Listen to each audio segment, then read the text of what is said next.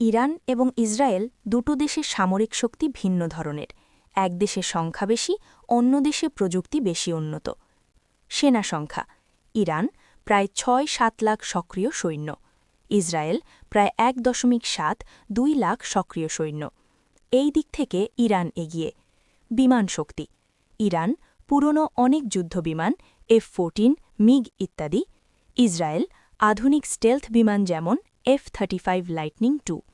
এই দিক থেকে ইসরায়েল অনেক এগিয়ে।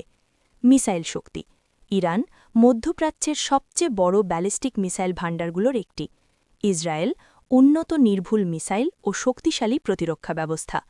ইসরায়েলের বিখ্যাত প্রতিরক্ষা ব্যবস্থা আয়রন ডোম এয়ার ডিফেন্স সিস্টেম, রকেট প্রতিরোধ, arrow missile defence system, ballistic missile প্রতিরোধ।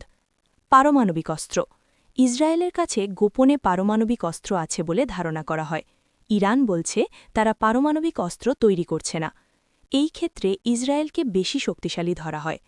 মিত্রদেশ: ইসরায়েল শক্তিশালী মিত্র হল যুক্তরাষ্ট্র।